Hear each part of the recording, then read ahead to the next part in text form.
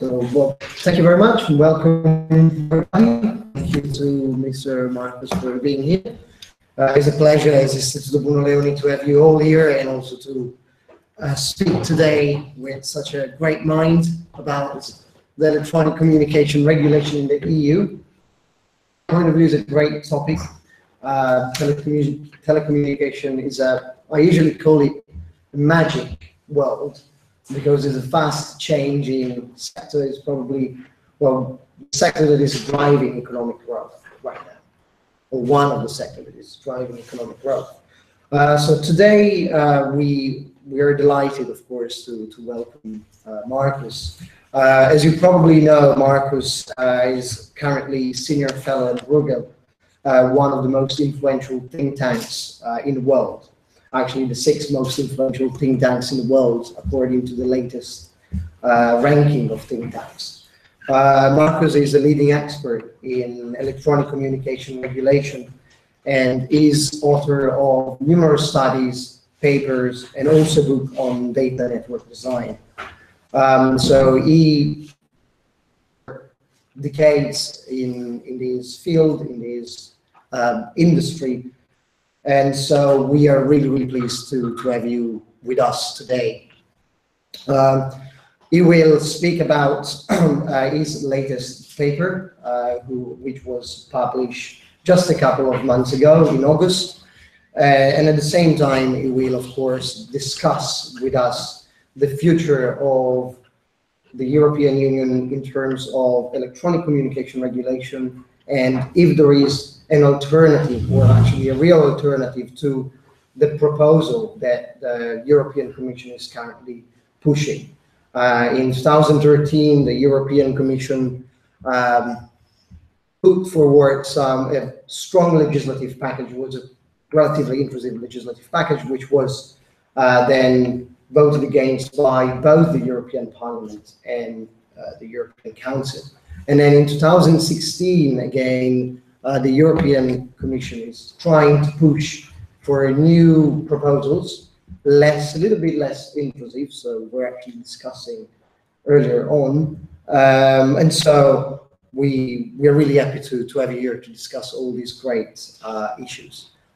Thank you very much and welcome again. Well, thank you very much, Giovanni. It's a great pleasure to be here. I think this is my 3rd time speaking for the Istituto Bruno Leoni, and it's always a great pleasure. You're great folks. I know a number of folks in the room. Good to see you again. I thought today I'd make a few remarks about harmonization and its role in electronic communications. And it gives me an opportunity to provide some contrasts between the attempt that the Commission made in 2013 to update the regulatory framework for electronic communications versus the current efforts. Actually, the comments I'll be making today draw on at least 3 different papers that I've done over the years, one of which dealt with harmonization in general, more of an academic paper. One was a study for the Parliament at the time that the 2013 proposals were first hitting. And the other is a study for the Commission that I had the honor, and as I say in the slides, also the misfortune of running for the Commission as part of the current process. Misfortune simply because it was a lot of work. At a time when I was trying to do a little less work, as my long-suffering wife well knows.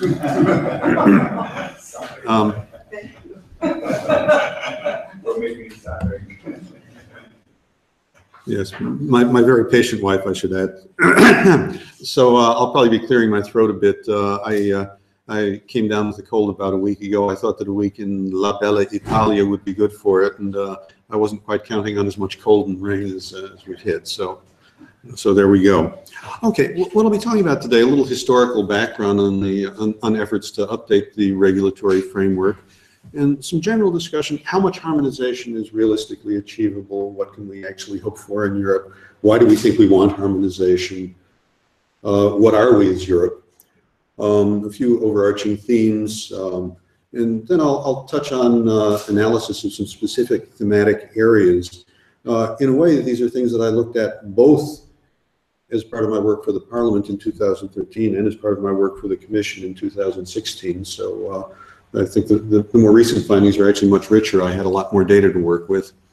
and then a bit about where we seem to be winding up with the code. I actually won't be talking really at all about the current discussions between Commission, Parliament, and Council. I tend not to track those on a day-to-day basis, but I'll be rather trying to draw general lessons about how consistent can things really be across the member states, and how consistent are they today, and what are the implications if they're not. Anyway, a point I'll make it a couple of times is since I've worked both for and against the Commission to some extent on these issues, I certainly don't say that I'm neutral, and I'm not about to critique the things in the current code that came out of the work that I did. So, but I'll try to give you an unvarnished view of things. Okay, so a little historical background. Well, the whole process of revising the regulatory framework, which first came into play in 2002, 2003, and underwent significant revision in 2009. But the current cycle, or two cycles, depending on how you look at it, have really been a pretty troubled process. The 2013 framework, as Giovanni just said, led to some really deeply flawed, I would argue, proposals. It was a legislative and public relations disaster for the Commission and for Europe generally. It was just badly managed in ways that I'll explain as we go along. Most of the package was rejected by Parliament or Council or both, and I would argue with good reason. Even the parts that remained, in most cases the text was almost entirely replaced with new text. So if you look at the 2013 legislative proposals, you'll find hardly anything of the initial proposal in the 2013, in the telecom single market package as enacted. Now in 2016, the Commission put together new proposals, and that included merger of 4 of the 5 existing directives into a single directive. That, I think, is pretty much neutral in impact, but that's largely an administrative change. I honestly liked the 4 separate directives. I wrote in a previous paper that the modular structure in terms of just the logical comprehensibility, I thought was positive. But that, I think, is mostly neutral in its implications. That's more just how the thing is written. The substance was done better. The process was done better. It's running into some problems in the Council. It's running into some problems in Parliament. But by and large, it's a much better basis for discussion than what we had in the last cycle. So what I'd like to touch on today, especially from a perspective of harmonization, is what went wrong in 2013, and are they bits that the Commission got right? Did they learn anything from what happened in 2013? Now, if we look at the history of 2013, you had a DG Connect that did almost nothing during the first 2.5 years of Barroso II, the second Barroso term in the Commission. I know the work I was doing for the Parliament at the time, it was widely felt that they produced absolutely nothing up to that point. And then close to the end of the term, they rushed to slap a few things together that they had lying around.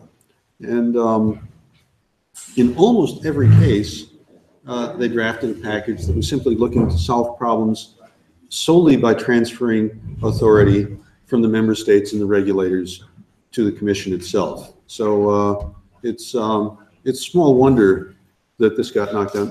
Come in, make yourself at home. We're a friendly group. I don't bite. No problem. No problem. No apologies needed. I think with the transit issues today, more people will probably be drifting in. We delayed a few minutes starting. No worries. Keep cool. And I'm really just in the first slides here. Okay. So in any case, so the 2013 regulatory framework revisions mostly got slapped down, and it shouldn't surprise anyone that they were largely seen as a power grab by the Commission. But I think another problem, and this is something I often talk about, is that there's process and there's outcome, and they're not the same thing. So here you have a Commission that put forward a very weak impact assessment. In fact, the impact assessment that they put forward has been rejected 3 times by the Commission's own impact assessment board. They never actually got an impact assessment to pass their own impact assessment board. They simply went to the legislature effectively without a proper impact assessment. They didn't do a proper consultation process, and they claimed that they lacked time to do the assessment of impacts. Actually, when we talk about the consultation, by the way, I should add a little footnote here. A couple of years ago, I was doing a study of net neutrality for the European Parliament, and it turns out the Commission did do a public consultation on net neutrality before they thought they were going to submit it as part of the TSM package. They never did an analysis of the results. There was about a half page of things that barely corresponded to what they'd gotten back in the impact assessment. They didn't even take the time to analyze what they'd done in the one area where they had done something. So it was a really deeply flawed process. Now, that the DG Connect thought lack of time was a good answer here, I think shows how badly broken the process was, because impact assessments historically were often done after the political decisions were made to justify the political decisions already reached. That's not what they're for. A properly done impact assessment is the way that you reach the conclusion about what the right policy measures are in the first place. And it should be an evidence-based exercise. And the Commission, it seems not only not to have done that, but not even to have remembered why they should have done it. So Marcus maxim number 1, bad process leads to bad outcomes. Question? DG Connect is Patricia Toia. I'm sorry, DG Connect is, which was the question? The name of the president of the commission is Patricia of the commission, it's Patricia Toia. No, I think you're confused here. The DG Connect is one of the directorates within the commission. Each of the directorates has a commissioner who's an upward-facing political figure, and Director General, who is a somewhat downward-facing guy who actually runs the unit. They're run today by Roberto Viola, who's the former head of Agicom. And the commissioner today, actually we've got a new one, in fact, as of a few weeks ago, but it was Oettinger under Vice President Ansip.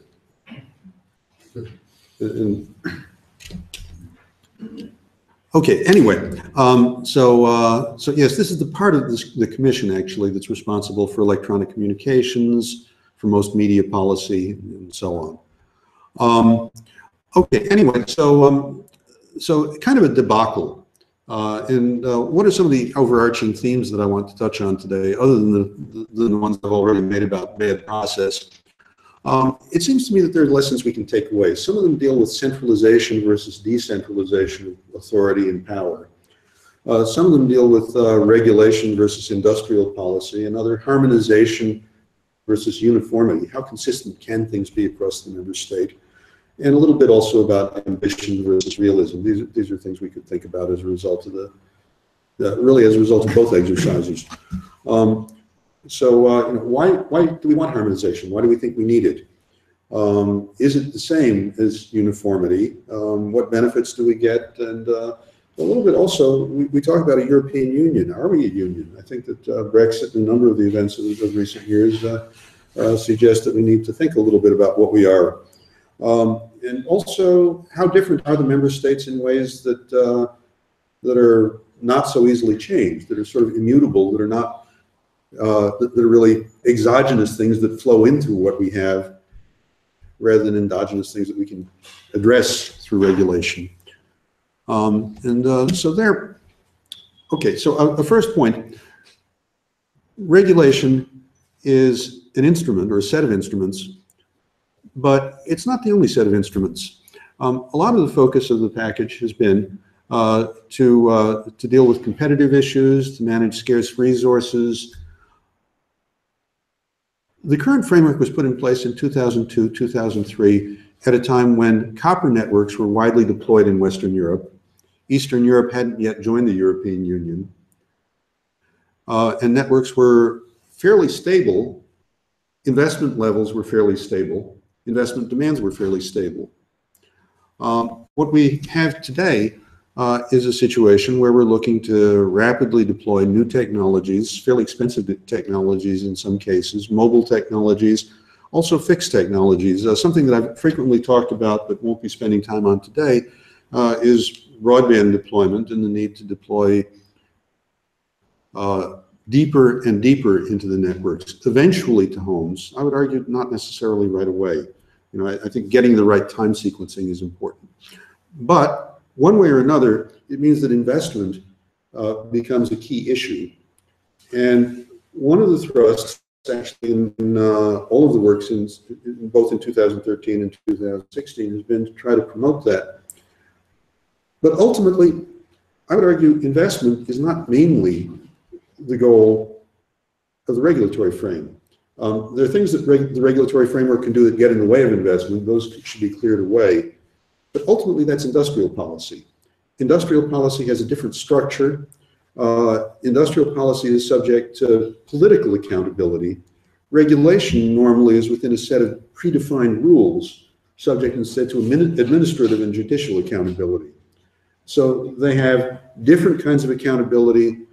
They need different levels of stability. The regulation is what you want to have isolated from political interference. And so in some sense, these are different tools. They're complementary tools, but you have to use the right tool for the right job.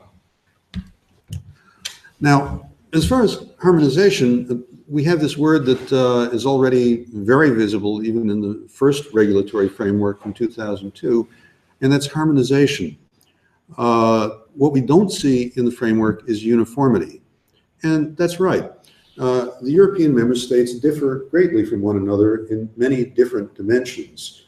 And moreover, the changes in the European Union since 2002 emphasize those differences. We have differences north-south within the European Union, of course. You've got a difference north-south even within Italy, as we well know.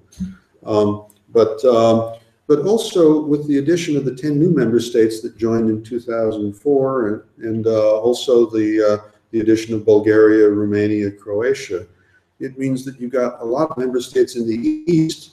The policymakers in Brussels often look out the window and think this is Europe and forget that there's a lot more Europe.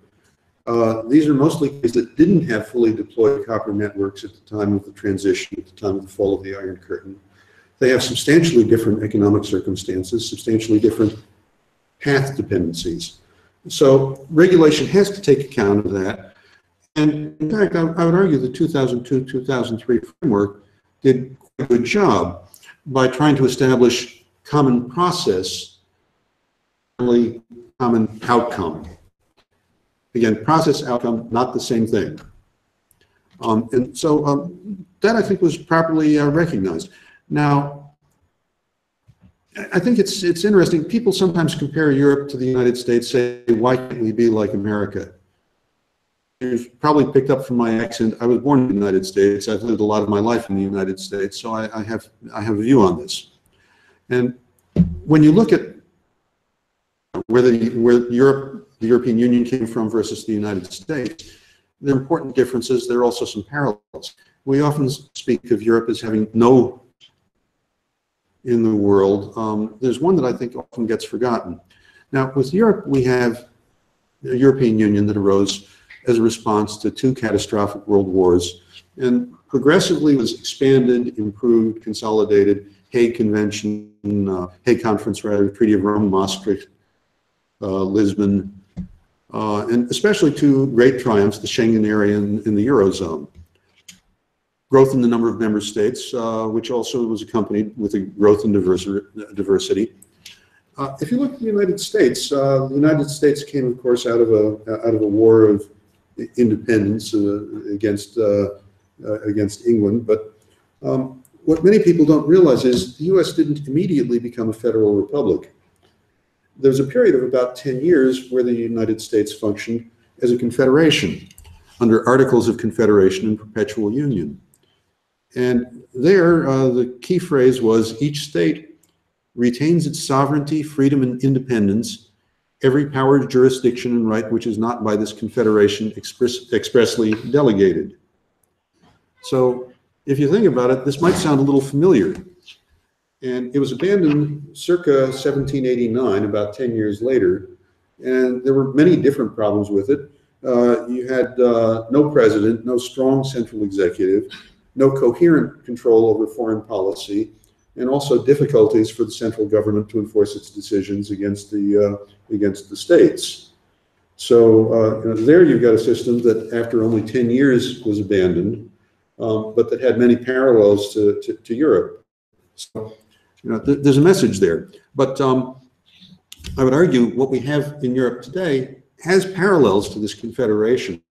Doesn't lend itself in the near term to a federal union. There are many who would say in the long term it should become a federal system, but I think the voters have made it pretty clear that they're not ready for a federal system today. We saw that in the Irish referendum in 2008. You saw it in Netherlands and French shortly afterwards. Certainly Brexit has a message to teach us in the rise of Euroscepticism. So essentially where the political balance comes out is with a system that's really more of a confederation rather than a federal system. And by gosh, we have to live with what we've got. But what it means is that the solutions really need to pay attention to this, that those of us who work in the Brussels bubble need to craft our solutions in such a way that we pay attention to what's going on and to the sentiments of the public. Now, the Commission, bless their hearts, they want things to come together. It's a legitimate desire, but it's not always the most rational goal or the most practical goal.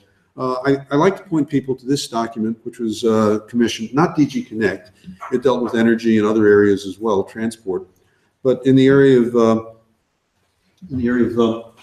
telecoms, they point to many different things, everything from unbundled local loop prices to average prices of packages for fixed broadband and mobile broadband. Many of you will be familiar with the OECD statistics on these.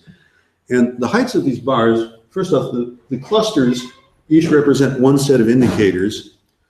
And what this is measuring is the coefficient of variation.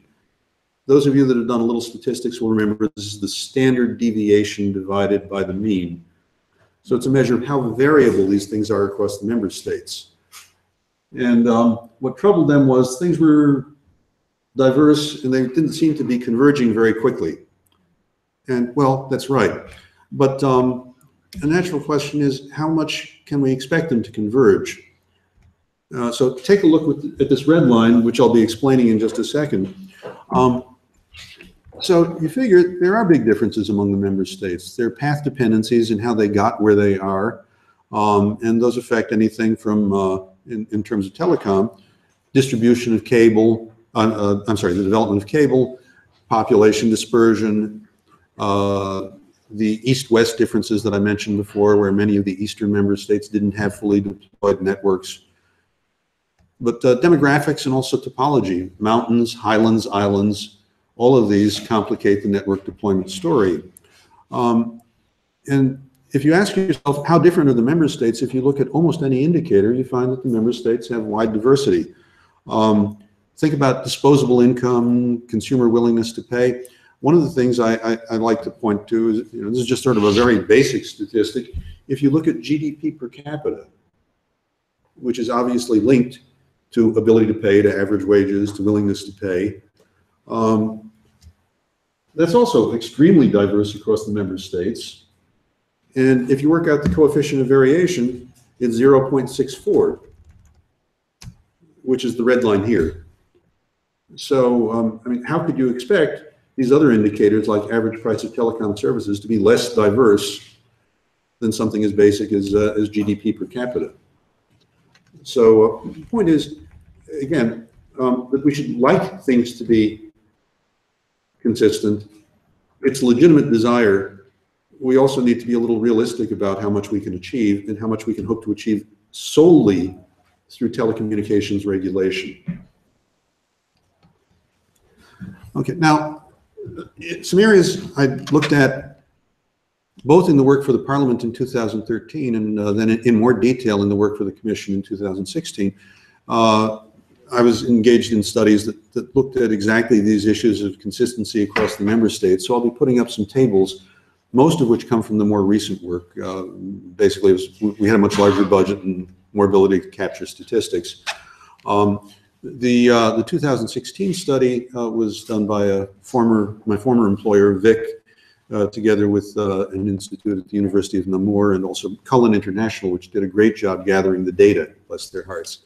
So it was a lot of work. Some of these slides are, strictly speaking, they're copyright commission. I have permission to use them, so I don't think there's an issue with them, but I just point out it's not my copyright. Okay, so market entry and authorization is one of two I'll talk about. The other I'll come to is spectrum management, which I think is something that a lot of you will be interested in. But these are sort of illustrative cases. The work for the commission also covered access to numbers, access to land, and the whole consumer rights area. So there was a lot of tabular data in it. But I think these are sufficient to make the point and also probably give us a talk that runs hopefully about the right length. So market entry. We've got an authorization directive as one of the 5 directives that comprise the core regulatory framework for electronic communications. And why do we have it? Well, it was there to try to make it easier for companies to enter the market. This was, in a way, part of the transition, part of the liberalization of the industry. Historically, many of these services were delivered by government agencies.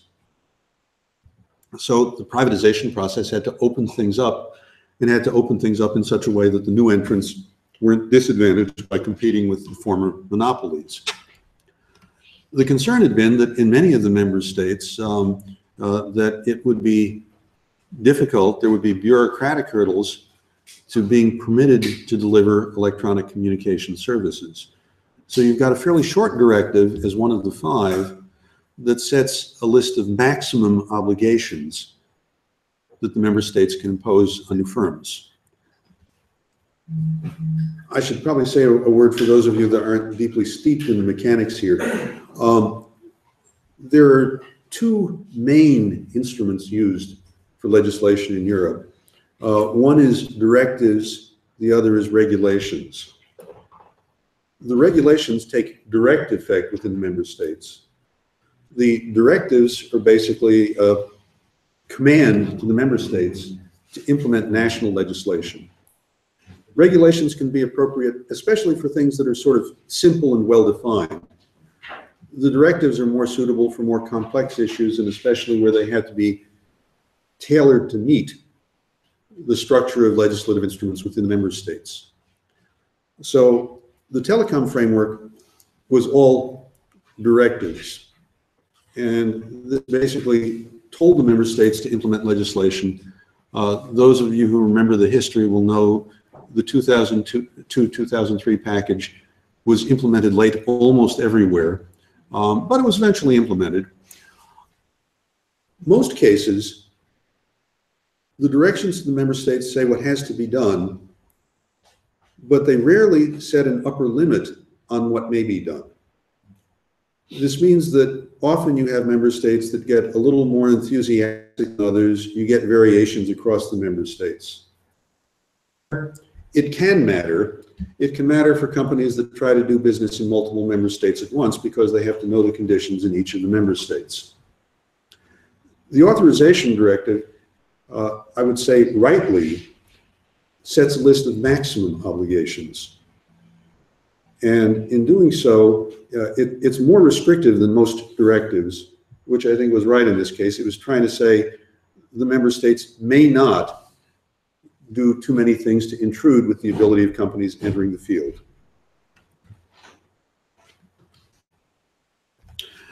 Now, how many companies should be delivering service in a member state? Well, as a liberal economist, I would normally say that's not the regulator's job. The regulator should just be letting competition flourish, trying to keep out of the way. There's some areas where it's hard to avoid, however, decisions, services and spectrum management. The way in which spectrum is made available inevitably means that there are decisions about how many companies are going to play.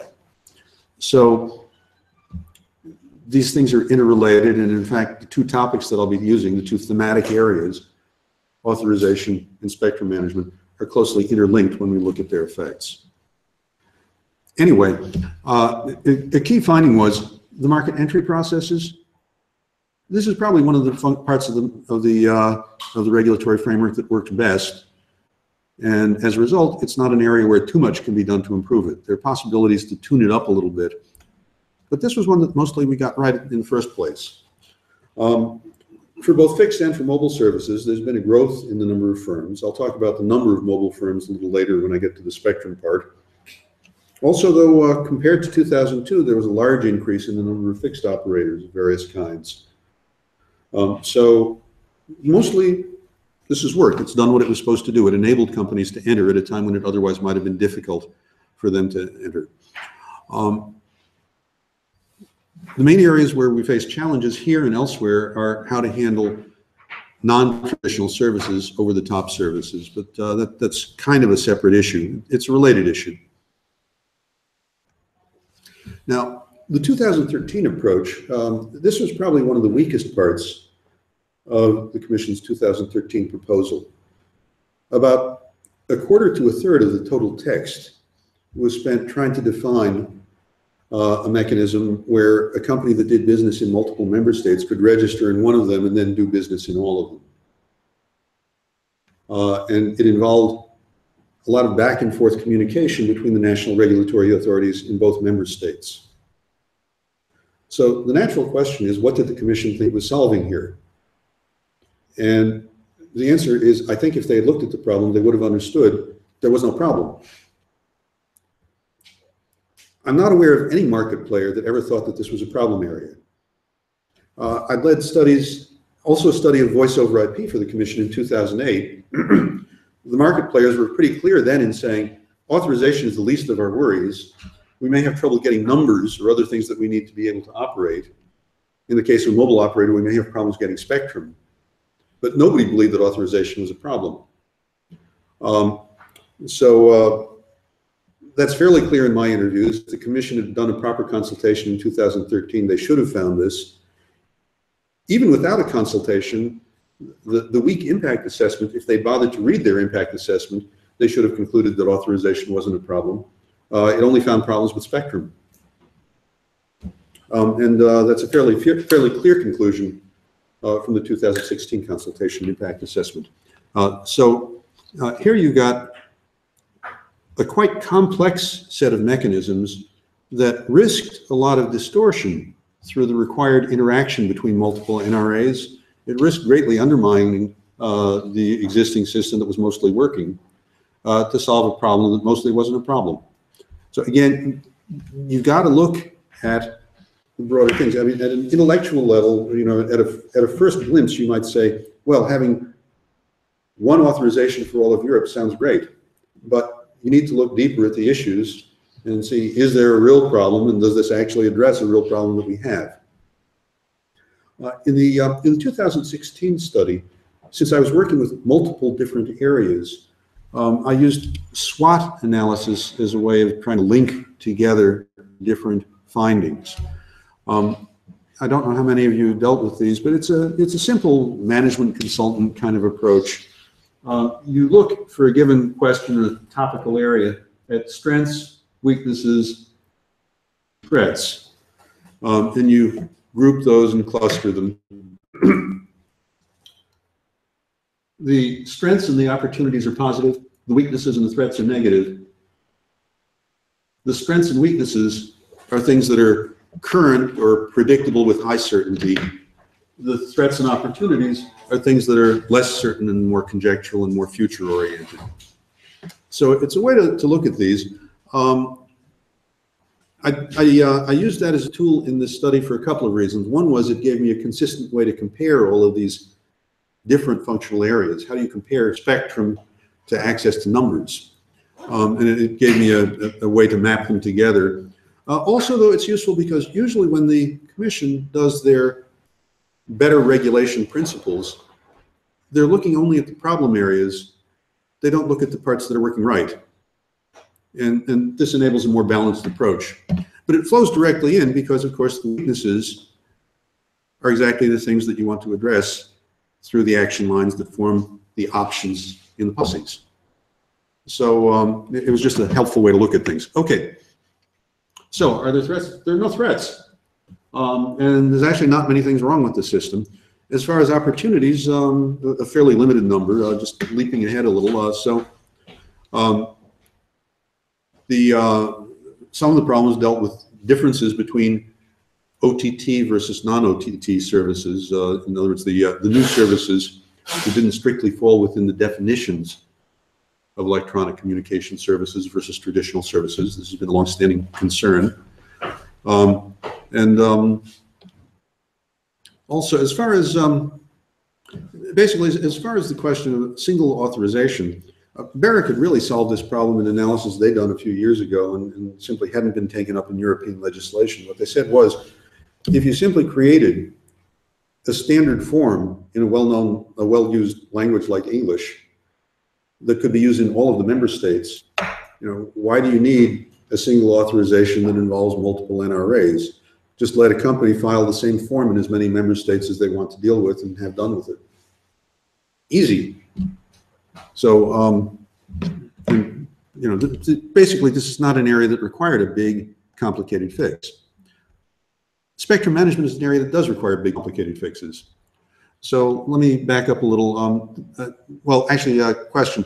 I've got a few slides here just explaining what spectrum management is doing. I'm assuming not everybody here is a spectrum management expert. A few of you are, in fact, but okay, so I'll spend a second on this then. All right, so what spectrum management is trying to do is to ensure that there are rights assigned for who gets to use the electronic spectrum. And especially, it's trying to avoid harmful interference when you have multiple transmitters. It's trying to avoid having different transmitters in the same frequency band and geography getting in each other's way so that the message doesn't get through. And there are many different ways to split up the spectrum. Obviously, we need to split it up. We don't want to have just one channel covering all the airwaves. We split it up in the frequency domain, different frequencies for different functions. We split it up in the time domain, different uses at different times. We split it up by geography, but here we have to be a little careful because radio propagation doesn't know anything about lines on a map, right? So often, even though you have different assignments in different geographic areas, there is cross-border interference. This always has to be dealt with. Also, underlay and overlay, even if you have a primary use in a given band, it may be possible to use small amounts of power over short distances in the same bands, or alternatively, just to preempt signals for short periods of time, overlays. So there are different ways to manage and share the spectrum, and all of them are done in some settings. Three main processes. One of them is allocation. This is the process, often a global process, of saying what kind of use is allowed in a broad frequency bands. Some are allowed for television, and some are allowed for WAPEX, let's say. This means mobile services, broadband services. Assignment is within those bands who gets to use exclusively a specific chunk of spectrum. And for the mobile bands, these normally are done as exclusive assignments. A third process is enforcement. If someone attempts to use spectrum that they're not entitled to use, or in ways that they're not entitled to use it, who bangs them, who makes sure that they get off. So these are separate parts of the spectrum management process. The assignment is the one that gets a lot of attention, but they're actually all important, especially if you look at the broader spectrum management picture, which isn't just about mobile services. There's a lot of things that use spectrum: wireless microphones, public protection and disaster relief. I do operational rail communications work too. So there's many different things, satellite communications. Now, on the assignment process, which is really the main thrust of what we were looking at for the commission, the traditional means has been exclusive assignment, and it's the way that it's usually done. Broadcast, military, all of those tend to have exclusive assignment. In most cases, there's no guarantee that an exclusive assignment will be heavily used. Auctions were put in place largely to make sure that spectrum would be assigned to the people most likely to really use it. Type assignment or license exempt is what we use for Wi-Fi. There you really have a free-for-all within defined rules. I'm sorry, what I meant by an exclusive assignment at the top was really command and control. Exclusive assignment with competition is done in different ways too. First come, first served. This may sound a little strange, but in areas where there's little contention for frequencies, think about rural parts of Canada, it is used because often there's only a single applicant and there's no reason why the first applicant can't simply get the spectrum. There's not too much likelihood of a second applicant. Auctions are used mostly as a means to assign spectrum when there is contention for use, when different services want it or different firms want it, different mobile operators, for example. And the auction exists not primarily to raise money. That's a side effect. The auction exists to ensure that the spectrum is assigned to the entity that's most likely to use it well, because it's the entity that was willing to pay the most for it and that therefore thought they could extract the most value from it. That's the logic. It's very clearly expressed in a very fine paper by Ronald Coase, a Nobel Prize winner in 1959. Now, control is actually manifested at many different levels. And when you look at this from the perspective of the European Union, this does raise issues. There is global allocation, the determination, let's say, which bands go to satellites, which go to aviation, which ones go to maritime. That's mostly a function of the International Telecommunications Union. That's a UN organization. They have 3 regions, so there can be differences among the regions, but mostly they're largely global. For the European Union, you've got a coordinating role for the European Commission, but largely still member state responsibility. You've also got overlap with some other entities. NATO actually has a range of frequencies that operate within Europe. NATO has a set of members that largely overlap the European Union, but obviously include some things that are not European Union member states and conversely exclude some things that are. So all of these are overlapped in complicated ways. Now, probably like to think that the best assignments are the ones that are Europe-wide. As part of an earlier study for the Commission, yet another study for the Commission, I and some colleagues looked at the relative efficiency of assignment of different bands. And here the columns are the member states and the rows are different frequency bands. These are the bands between 1,000 and 2,000 megahertz roughly. So these are pretty busy bands, but not the most busy. The very most active bands are the ones below a gigahertz. The dark green ones are the ones that are most intensively used. The red ones are the ones that are very lightly used. And we've had cases where bands that were standardized were largely unused. The band that was assigned, for example, for digital audio broadcasting around 1452 is one of those red horizontal lines. The satellite band, again, that was assigned but hardly ever used. So, again, European assignment doesn't guarantee usage. In most cases, the mobile bands are used very heavily. The mobile operators pay for them, they need them, they use them, mostly. If we look across the member states, there are differences, not huge differences, but differences in how much spectrum is assigned. Here, the columns represent the member states. These are the ones below a gigahertz, these are above a gigahertz, and these are the totals. If we look at the coefficients of variation, though, the numbers are not all that high. So there are differences, they're not huge differences. This was mobile coverage as of 2014. Again, differences. And what causes those differences? Well, an interesting factor has to do with when did the member state make the spectrum available? Under policy, which is supposed to be binding policy from the European Union, the Radio Spectrum Policy Plan, these bands should have been available as of the end of 2012. In most member states, they were not. This is the year in which auctions took place for given bands. This is 800, and this is 2.6. So Germany is a hero, not just but they got the spectrum assigned in a large number of bands early on in 2010. Many of the other member states were much later. Actually, for Bulgaria, I don't know if it's even been assigned today. Finland. Finland. Yeah, so these are two-character ISO abbreviations. EL is Greece, IE is Ireland, Austria, Belgium, Czech Republic, Estonia, I think, Finland, Croatia.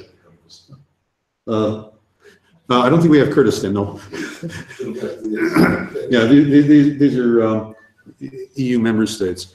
But you see, there's a huge spread, and the 2012 date obviously was missed by a lot of member states. The UK actually came pretty close. So, an awful lot of delay. Now, what's the implications there? Well, in some cases there were reasons. In other cases there are less compelling reasons.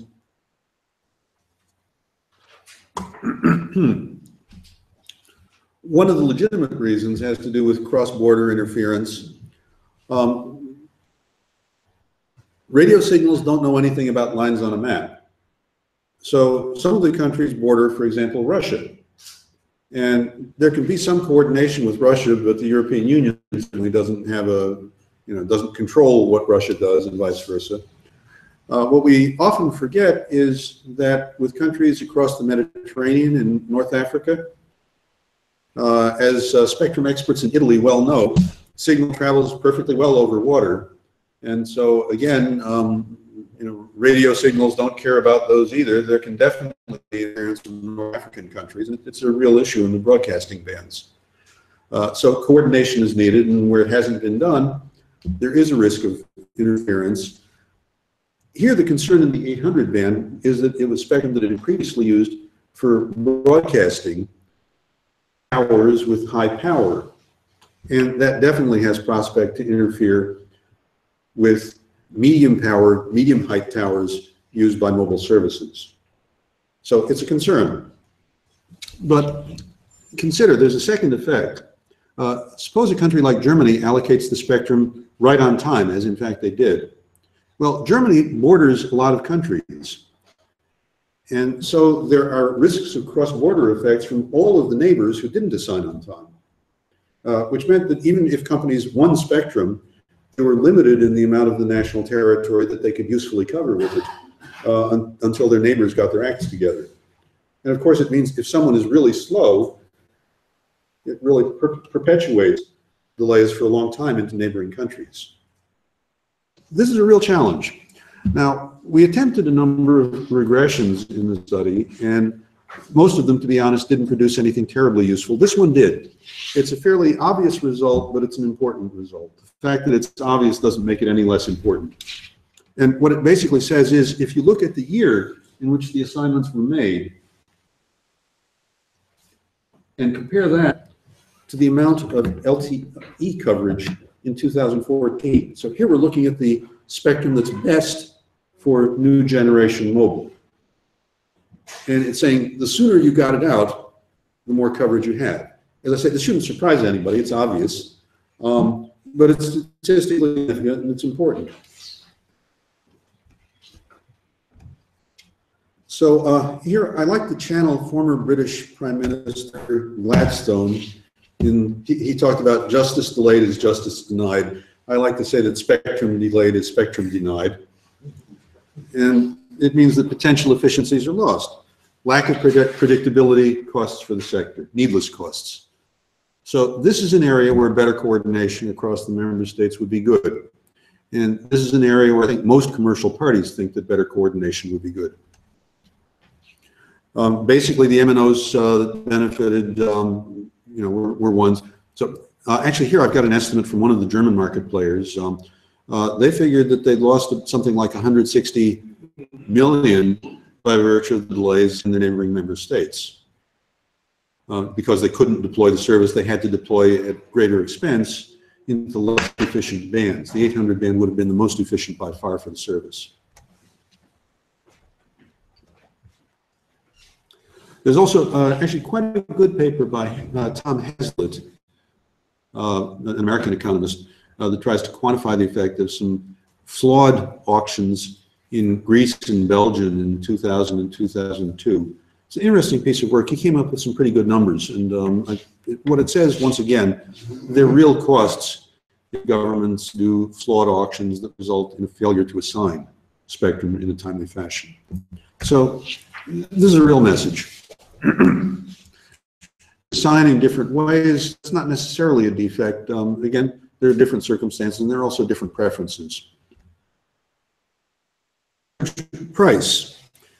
So that the average price is often measured per megahertz and per person covered as a sort of normalized measure. And the prices are different, and you say, well, is that a problem? It might or might not be. This is for the same spectrum, or for spectrum in the same band, so you might have expected the numbers to be similar. The reason that it probably does hint at a problem is you'll notice that the price that's higher than everybody else by far is in Poland. And any of you who know anything about the Polish auction will know that it is generally a poster child for how not to run an auction. It was a very badly run auction. And the poor auction design surely played a role in inflated pricing. So this is bad. Again, the high price, might have been good for the tax authorities, but it wasn't good for the sector, and it wasn't really good for the population. The objective is to get the spectrum out and used promptly. License durations also different. Is that a problem? I would actually argue not a problem. All of the durations are pretty substantial. One might argue some of the shorter durations perhaps could be a bit longer, but this is something that hasn't historically been standardized. The Commission proposed fixing all of these terms at 25 years. Some people like this, some people don't. Another factor we looked at was the degree of competitors in national markets. The left-hand column represents 2007, so early in the development of the framework, 2015 here. And the number of competitors in almost all member states grew, which I would say is mostly positive. It means that you've got more competition in nearly all of the member states. In recent years, we've had consolidations that have resulted in some declines. If the trend were to hold up, it might be a cause for concern. But if it's not a sustained trend, probably it's not a big deal. Okay, so you have differences. Which differences actually require action? Well, here again, a SWOT analysis. I won't spend time on it now because I think we need to bring this to a close. Yeah, I think still 10 minutes. 10 minutes, good, yeah, perfect. So, yeah. Okay. Anyway, so here, if we look, and by the way, on this SWOT, the numbered ones are issues that are sort of closely interrelated. Strengths and weaknesses are often flip sides of the same coin. So the fact, on the one hand, you've got good process usually followed and bad process occasionally followed, right? You don't have good process always followed. Similarly, roles and responsibilities usually pretty well defined, and national needs addressed well, but the assignment sometimes takes place quickly, but often takes place slowly. Well, that's a problem. That really is a problem. And that's actually one of the areas where some greater coordination would make sense. So again, I don't think we need to dwell on this now. The problems that we identified in the study and that I would stand with are, first, that assignment often takes place slower than it should. As I said, only 11 of the member states actually met that requirement to assign the 800 megahertz spectrum when they should have under European policy, when they were actually obliged to. That you occasionally get flawed auctions. There are a few poster child cases. Most of the time, I would argue that the auctions are conducted well, but occasionally not. And the question then becomes, how do you fix that? Institutional arrangements don't ensure consistent outcomes. Not every outcome has to be consistent. This again is a point. You need a more nuanced approach, but some of them, they're real costs. As far as assignment, identifying multiple milestones is something that can be done fairly simply through the radio spectrum policy program. But it would mean assigning milestones not only for the end result of an auction, but probably intermediate milestones, so that countries are running behind earlier. Need to be a centralized function. The member state itself isn't in a good position to police its own practices. For reserve price of auctions. One of the issues that I didn't talk about so much is in most aspects of the regulatory framework, the regulation is done by a national regulatory authority. The regulatory authority has an enforced arm's length relationship with the government. This is pretty explicit in the framework directive. This was one of the improvements in the 2009 revisions to the framework. And what it means is that it helps avoid political interference in the process. For the auction, the institutions that are responsible for development of society, including if there's a telecommunications ministry or some equivalent, often are interested in getting the services deployed as rapidly as possible. The finance ministry wants revenue.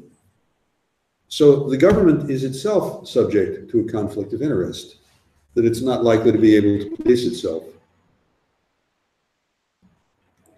A strong recommendation of the report was that technical aspects of the auction, especially including the so-called reserve price of the auction, should be taken out of the cotton-picking hands of the finance ministry and put in the hands of a national regulatory authority that's insulated from political influence. The finance minister is not the right guy to decide how much money the auction should raise. Another recommendation, and those of you that know the history know that indeed these are recommendations that the Commission did take on board, was that there should be an oversight mechanism. And in this case, we thought the member states had already rejected, with good reason, the Commission playing this role. And the Commission in some ways is not best positioned. They lack in many cases the localized knowledge. Probably a better mechanism was to have the regulators themselves police this through a review mechanism, similar to something that BEREC sometimes does in the fixed network under Article 7 notifications. We suggested this could be done either by BEREC or by the RSPG, but that we thought the Commission shouldn't try to take this responsibility on itself. We thought, however, that a review mechanism would help avoid things like the Polish debacle. And we also had some fairly obvious, and I think uncontroversial recommendations, like better training for staff and the people actually making the decisions. So there we go. We also provided, by the way, a SWOT analysis of the framework as a whole, looking at all of these aspects together. I think most of this should be obvious, though. There's some risks to the system, but large parts of the framework have been working well. Our view was that what was needed was more of a tune-up rather than a massive overhaul of the system. So what actually happened as a result? Well, most of the recommendations in that 2016 study actually do show up in the proposals that the Commission made. That included, by the way, one that I haven't talked about, but that was fairly controversial.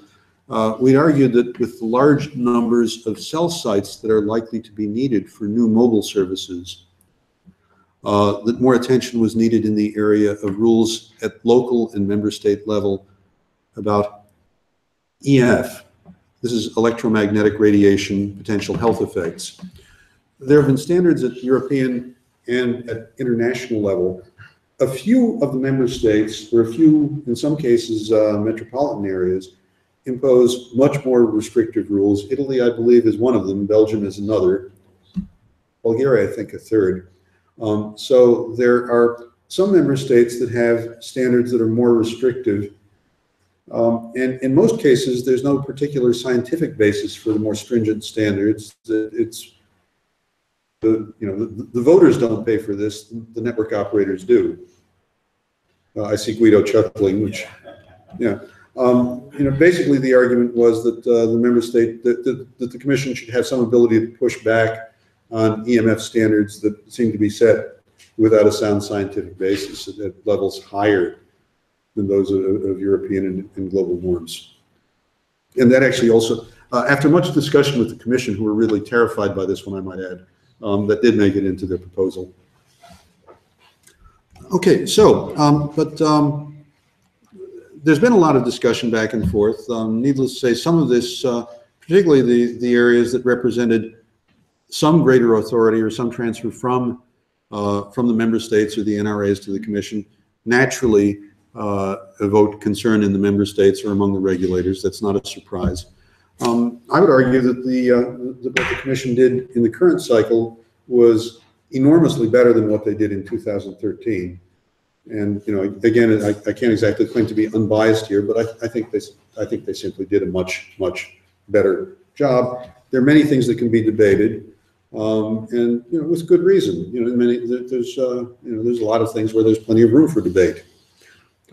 Process-wise, they held proper consultations. They had proper studies going into the work.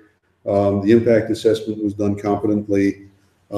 They gave enough time to get it done properly. And as far as harmonization, there was a much more delicate and nuanced approach, not simply trying to solve every problem with the same solution. There's from the United States, from some of the southern parts of the United States, there's a saying that if all you have is a hammer, everything looks like a nail. And so they didn't simply fall back on one solution for everything, whether it was the right solution or not. It's facing challenges. I don't take that as necessarily a problem. It's unclear how much we'll actually get in. Many of the member states don't like having restrictions on what they can do in terms of spectrum management.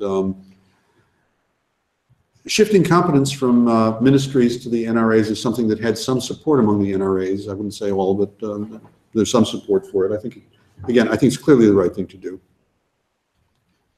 The Commission actually put forward something that didn't come from us, which was to turn BEREC into an independent agency. I don't think that this was a necessarily bad idea, but there was no strong reason for it, I would claim. BEREC functions pretty well as it is, and knowing how contentious the 2013 process was, it was inevitable that this would be a lightning rod. I don't necessarily think that it was a bad proposal in terms of policy. I think it was a bad proposal in terms of politics.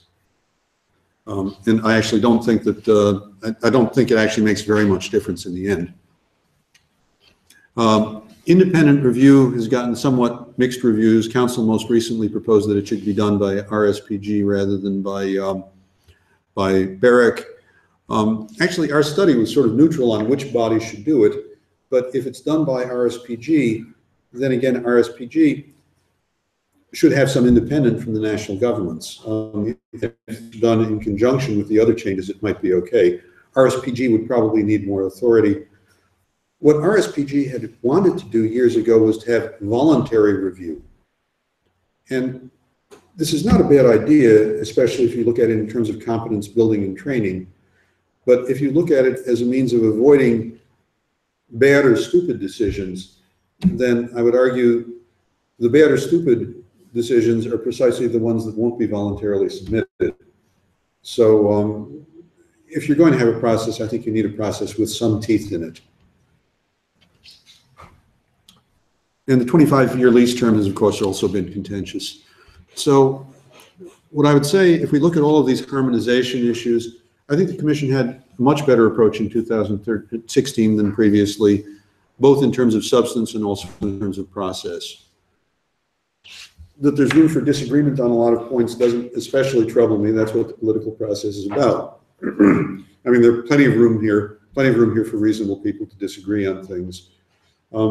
I don't track this on a day-to-day basis, so a lot of you will know more about the state of play between the Parliament and the Council than I do. But that there are bits being debated doesn't worry me too much. And I guess my concluding point would be harmonization really is the right solution for some of the problems that Europe faces, but not for all. And that's what I had, and I'm happy to take questions. These are actually the studies that I was basing the remarks on.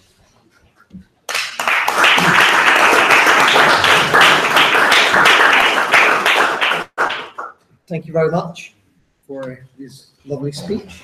And I don't know if any of you has questions, so we can open the floor for maybe 15 minutes so that we can finish on time, and we're happy with everything. So if you have any questions, feel free to ask, so we can have a short question and answer session.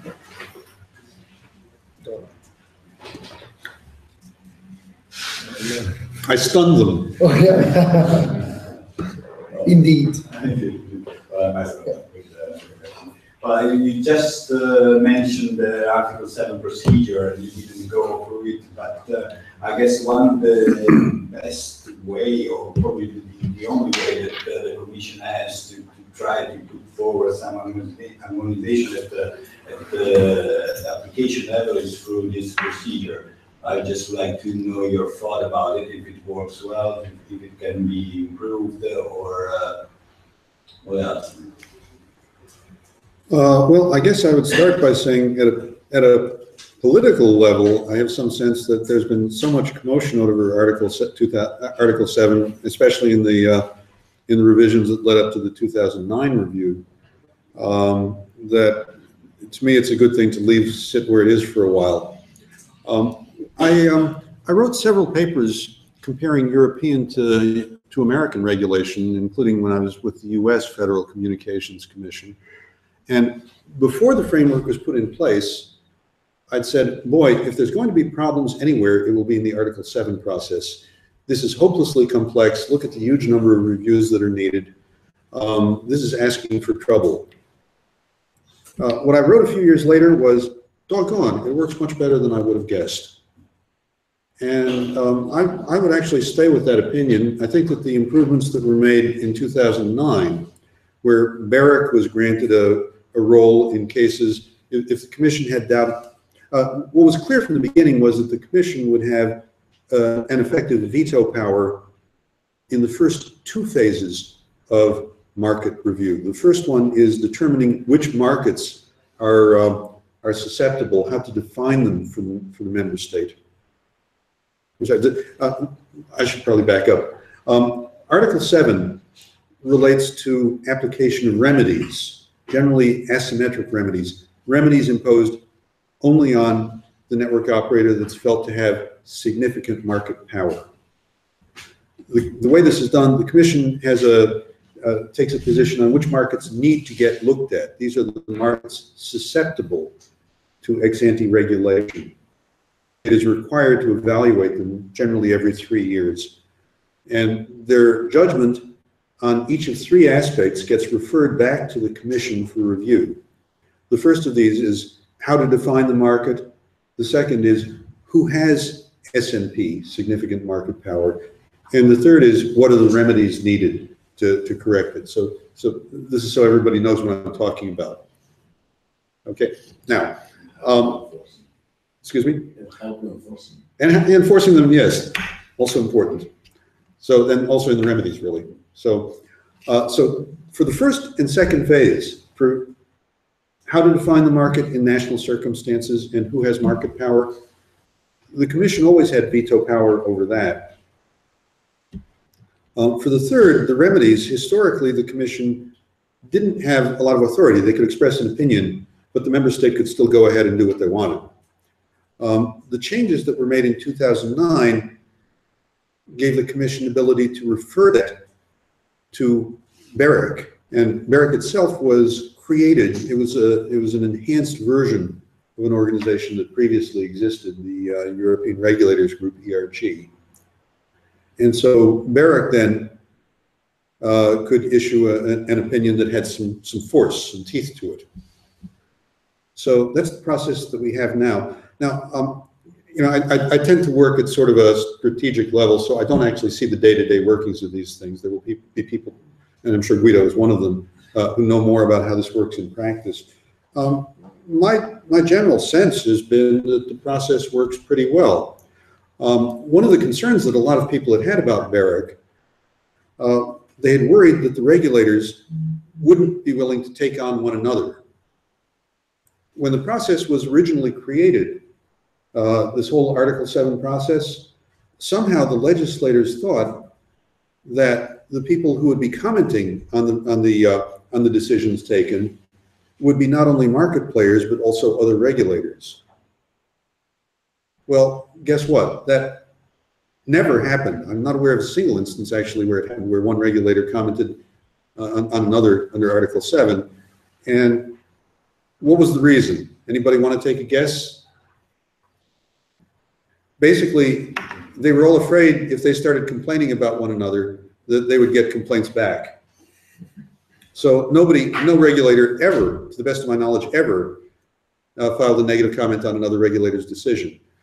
Now, with that said, though, the BEREC process where the Commission refers decisions to BEREC, I would argue has worked not too badly. I mean, if you look at the history of the decisions taken, it seems to me that very frequently BEREC came down on the Commission's side against an individual regulator.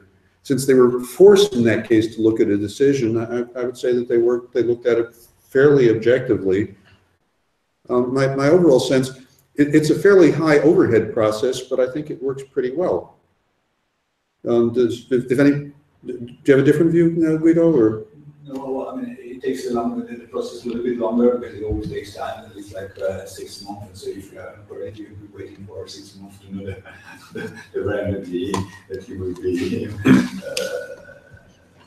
But basically, I mean, I wouldn't be able to come up with a better view. The thing is that I guess at the end of the day, the harmonization is match up to this procedure because that's the only way that you can actually go through a real harmonization. We always know, I mean, there is indeed the case. So if you, even when you have a kind of harmonized framework, then there's the enforcement and the application part of it, which is left to the authority, and it's always the most contentious and problematic and tricky, I would say. So. Yeah, well, kind of my approach throughout my remarks today has been, if it isn't broken, don't fix it. Okay.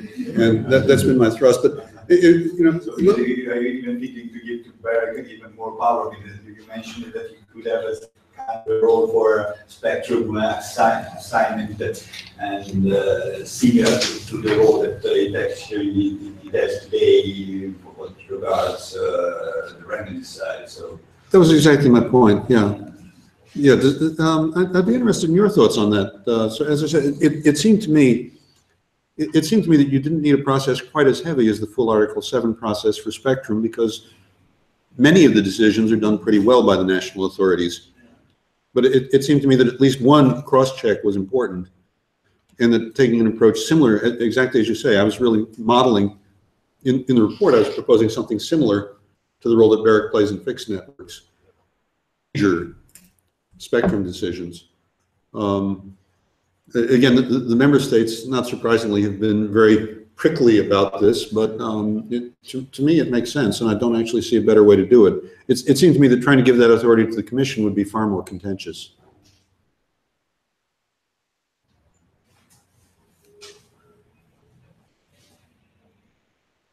I would actually also argue for the spectrum assignment, I'm not sure that you need absolute consistency across the member states.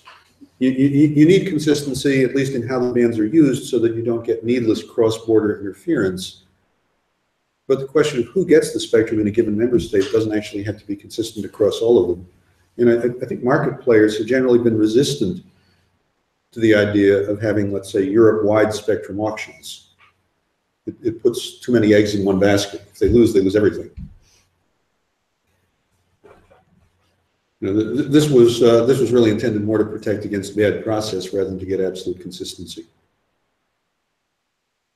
Yeah, I mean, as you said it before, I mean, normally authorities do not disagree with each other because they're afraid that the next time it will be their turn. So, giving this extra power to the BEREC wouldn't probably change much. I mean, it's always like a kind of a power struggle between centralization, which is the commission, and decentralization, which are the member states, and the very tricky part is finding the right equilibrium between them. Yes, well, I guess my hope was, again, that knowing that the BEREC reviews in the cases that get referred to them have been pretty good, my hope was that if they were obliged to comment, or at least to review, that they would do a conscientious job. But it's not guaranteed. And also, I guess an open question is, does it matter whether it's RSPG or BEREC that does the function? In the study, we said it could be either, but RSPG would have to have enhanced competence to do it. BEREC would need a different enhancement because today they don't have spectrum managers from all countries. In the Netherlands, for example, the spectrum management is done by the ministry, not by the NRA. The NRA is involved only in minor aspects like competition policy.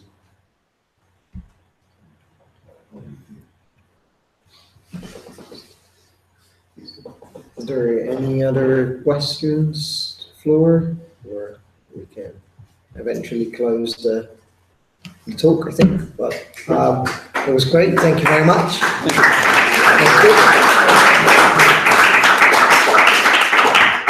Thank you for coming, and thank you for braving the strike.